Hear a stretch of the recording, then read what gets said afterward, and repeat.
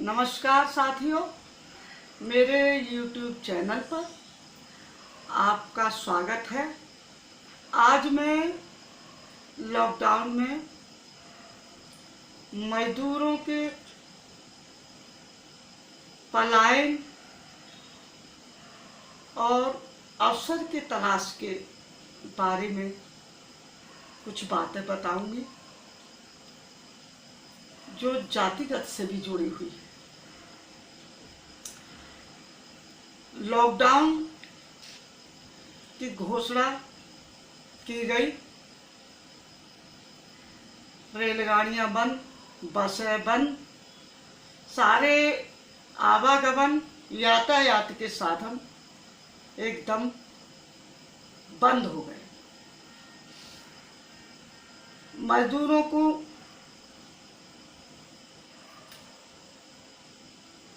आने के लिए कोई साधन की व्यवस्था नहीं। जहाँ रह रहे थे वहां पर सब बंद। एक तरह से वो हतप्रभ रह गए कि कैसे अपने जीवन को चलाएं। इसमें उन्होंने अपनी घर की ओर जाना ही उचित समझा। हजार हजार किलोमीटर, 1200 किलोमीटर, इससे ज़्यादा भी, इससे कम भी, सारों ने जो है जाना शुरू कर दिया। बच्चों के साथ छोटे छोटे बच्चे, गर्भवती महिलाएं, वो महिलाएं जिनको आराम की ज़रूरत थी, पैदल उन्होंने हजारों मील का रास्ता पार किया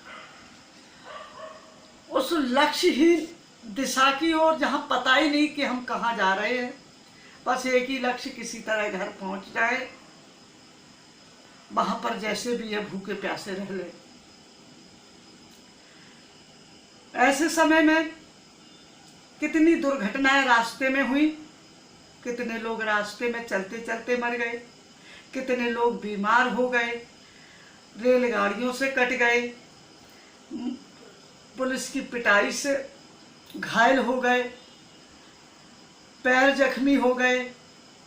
पता नहीं कितने अनगिनत मजदूरों की रास्ते में मृत्यु हो गई। न घर पहुंच पाए, न जहां थे वहां रह पाए, और भूख ने उन्हें बेतहाशा तोड़ दिया था। भूख और अवसर का बड़ा निकट का रिश्ता है। भूख यानी कि गरीबी, गरीबी यानी कि अवढ़ जाति, वो जाति जो हमेशा, जिसने उद्योगों को शहर में मजबूती दिलाई। बिना उनके मालिक उद्योग नहीं चला सकते थे।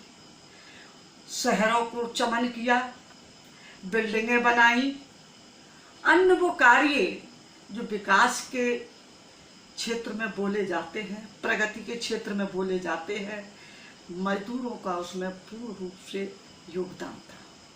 वो मजदूर जो गांव से रोटी की तलाश में शहर आए थे, गांव में जमीनें नहीं थी। दूसरी बात, जातीय संघर्षों से वो जूझते रहते, क्योंकि सवर्ण जातियों का वर्चस्व गांव में हमेशा ही रहा है। और इससे बचने के लिए भी उस शहर की ओर गए, जहां उन्हें मजदूरी के रूप में रोजगार मिला, अपने बच्चों की परवरिश की, और वहीं पर उन्होंने अपने बच्चों को पढ़ाना शुरू किया, ये सोचकर कि हमसे बेहतर हमारे बच्चे जीवन पाएंगे। लेकिन लॉकडाउन के इस दौर ने सब कुछ ध्वस्त कर दिया। कुछ भी उनके लिए बचा नहीं। गांव की तरफ कुछ था नहीं।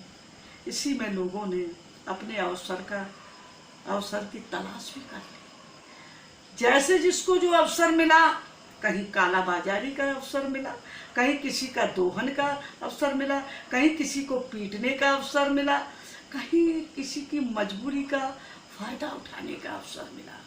लोगों ने अपने अवसर का फायदा उठाया और उस गरीब निरीह जनता को बीच सड़क पर अपने हाल पर छोड़ दिया।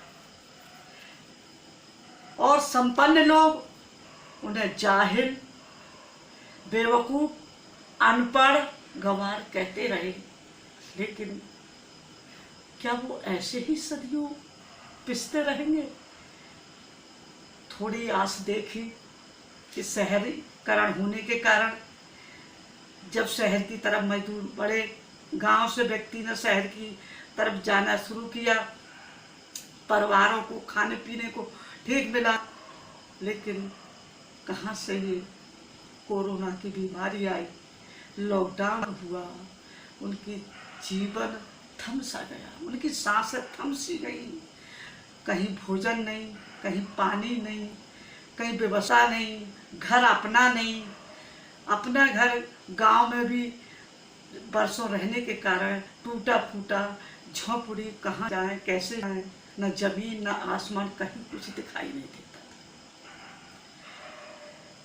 था। ऐसी स्थिति में गर्भवती महिलाएं भी कुछ थी जिनके रास्ते में बच्चे पैदा हुए, कुछ के गर्भ गिर गए, कुछ बीमार हो गई।